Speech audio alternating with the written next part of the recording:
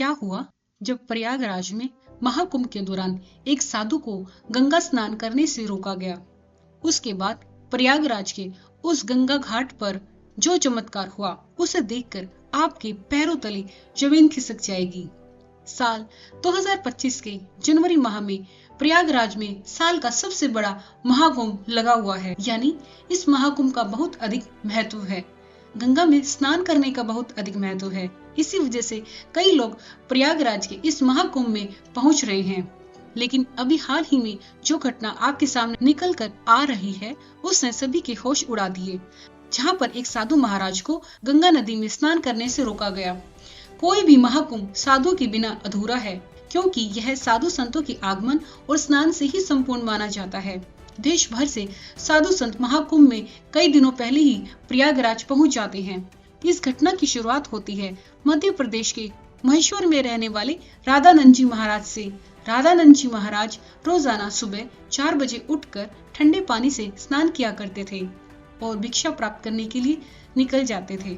उन्होंने अपने जीवन काल में सांसारिक सुख का त्याग करके कई तपस्या की और कई सिद्धियां भी हासिल की। वे महेश्वर घाट पर ही निवास करते थे। महाकुंभ में जाने के लिए बहुत उत्साहित भी थे। तकरीबन 1 माह पूर्व महाकुंभ में पहुंचना चाहते थे, क्योंकि वे वहीं पर 2 से 3 महीने बिताना चाहते थे। उनका ऐसा कहना था कि महाकुंभ वह पवित्र समय होता है जहां पर सभी देवी देवता स्वयं उस स्थान पर मौजूद होते हैं। वहां पर तप करना, साधना करना, भगवान का ध्यान करना बहुत ही ज्यादा फलदायी होता है। अगले दिन सुबह राधानंद जी महाराज जब प्रयागराज पहुंचे तो सुबह के 4 बजे उनका स्नान करने का दैनिक नियम था। उन्होंने सोचा नदी का पवित्र स्नान किया जाए और वह प्रयागराज के गंगा तट पर पहुंच गए। उसी स्थान पर गंगा नदी की सफाई का कार्य चल रहा था। राधानंद जी महाराज को यह देखकर बहुत खुशी भी हुई।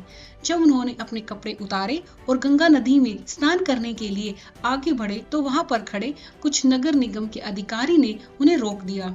उनका कहना था कि आप अभी स्नान नहीं कर सकते, क्योंकि इस समय साफ सफाई का कार्य चल रहा है। प्रयागराज में रोजाना रात्रि के समय गंगा नदी की साफ सफाई का कार्य किया जाता है, ताकि दिन और शाम के समय यात्रियों को इस कारण कोई भी मुश्किलें ना हो। राधानंद जी महाराज काफी धैर्यवान थे।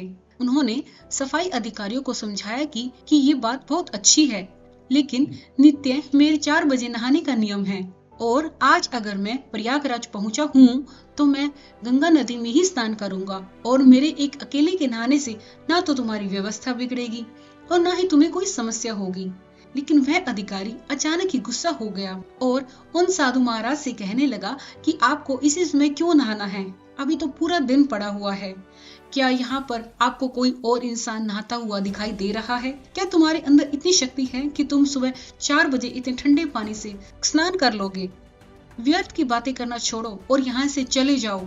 अभी तक तो राधानंद जी महाराज बहुत विनम्र थे, काफी धैर्यवान थे, लेकिन उस अधिकारी के शब्दों को सुनकर उन्हें बहुत बुरा भी लगा। उनका ऐसा मानना था कि गंगा नदी पर किसी का अधिकार नहीं है। यह तो साक्षात भगवान शंकर की जटाओं से निकलती है, जिसके अंदर सभी को अपने पाप धोने का अधिकार है और उसके लिए कोई निश्चित समय नहीं हो सकता। लेकिन उस समय राधानंद जी महाराज ने उस अधिकारी को कुछ नहीं कहा और सामने घाट पर ध्यान अवस्था में बैठ गए। सबको लग रहा था कि वो साधु महाराज मान गए हैं और पीछे हट गए हैं। अब जब फिर से गंगा नदी की सफाई के लिए मशीनों को शुरू किया गया तो अचानक से एक बहुत बड़ी घटना घट गई। वे सभी मशीनें शुरू होने का नाम ही नहीं ले रही थी। ऐसा लग रहा था मानो वो जाम हो गई हो या उनके अंदर बहुत सारा कचरा फंस गया हो। अधिकारी ने मशीन को देखा, परखा और उसके अंदर का सारा कचरा बाहर निकाल दिया। सबको उम्मीद थी कि अब मशीन कार्य करने लगेगी, लेकिन फिर भी मशीन चालू होने का नाम नहीं ले रही थी। सभी अधिकारी बहुत हैरान थे, किसी को भी समझ में नहीं आ रहा था। लेकिन जब मशीन चालू नहीं हुई तो मैकेनिकल इंजीनियरों की टीम को मशीन देखने के लिए बुलाया गया।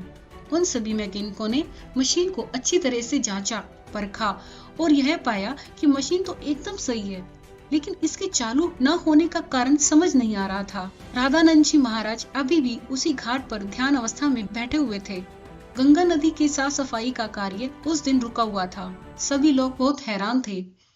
उस समय जो मैकेनिकल इंजीनियर वहां पर मशीन सही करने आया था, उसने जब राधानंद जी महाराज को देखा तो उसकी आंखें खुली की खुली रह गईं। वह राधानंद जी महाराज के चरणों में गिर गया और बाबा उसे आशीर्वाद देने लगे। लेकिन फिर वह सभी अधिकारियों को बताने लगा कि यह महेश्वर के स्थित महाराज हैं। बचपन के समय पर एक बार जब मुझे सांप ने डस लिया था तो इन्होंने ही अपने चमत्कार से मेरी जान बचाई थी। तब ये बात सुनकर उस अधिकारी को अपनी गलती का एहसास हुआ। वो समझ चुका था अगर वो अपने दैनिक समय के अनुसार 4 बजे गंगा स्नान करना चाहते थे तो मुझे उन्हें रोकना नहीं चाहिए था। मैंने जो उनका अपमान किया है, उन्हें जो भला बुरा कहा और गंगा नदी में स्नान करने से रोका, उसी का परिणाम मशीनों की खराबी के रूप में हम भुगत रहे हैं। अब यही हमारी समस्या का समाधान कर सकते हैं। हमें इनसे माफी मांगनी चाहिए। सभी अधिकारी मिलकर राधानंद जी महाराज के पास गए और उनके चरणों में बैठ गए और हाथ जोड़कर कहा कि हमें इस बात का अंदाजा नहीं था कि आप एक दिव्य संत हैं। हमसे बहुत बड़ी भूल हो गई है। हमें आपको स्नान करने से नहीं रोकना चाहिए था। उन्होंने अधिकारियों से कहा, यह जरूरी नहीं कि कोई संत चमत्कारी हो तभी उसे गंगा नदी में स्नान करने की अनुमति दी जाए। गंगा नदी के ऊपर साधु संतों का सबसे पहला अधिकार होता है। सभी अधिकारियों ने उनसे हाथ जोड़कर कहा, अब आप गंगा नदी में स्नान कर सकते हैं। हम सब आपसे बहुत माफी चाहते हैं। राधानंद जी महाराज समझ चुके थे कि सभी अधिकारियों को उनकी गलती का एहसास हो गया है। उनका अभिमान दूर हो गया। उन्होंने विनम्रता पूर्वक उन अधिकारियों से कहा, चिंता क्यों करते हो? अभी समय बीता ही कहाँ है। जरा अपनी घड़ी में समय तो देखो, आखिर क्या बजे हैं? जब सभी अधिकारियों ने अपनी घड़ी में समय देखा तो उनके रोंगटे खड़े हो गए, क्योंकि उस समय सुबह के 4 बजे हुए थे। किसी भी अधिकारी को समझ में नहीं आ रहा था कि आखिर इतना बड़ा चमत्कार कैसे हो गया। कैसे राधानंद जी महाराज ने चमत्कार से समय को कैसे पलट दिया। इतना बड़ा चमत्कार देखकर सभी अधिकारी उनके चरणों में गिर गए और बाबा की जयकार करने लगे। इस चमत्कारी घटना के बाद लोग उन्हें मान गए और उनके दास बन गए।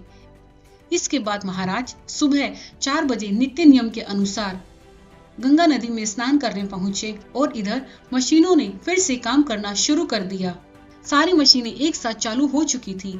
जैसे ये राधानंद जी महाराज के इशारे का इंतजार कर रही थी। जैसे ही उन्होंने अधिकारियों का अभिमान दूर किया और गंगा नदी में स्नान किया, वैसे ही मशीनें फिर से चल पड़ी। ये तो बड़ा चमत्कार था जो हाल ही में प्रयागराज के महाकुंभ में हुआ। वास्तव में दोस्तों, यह भूमि साधु संतों की भूमि है।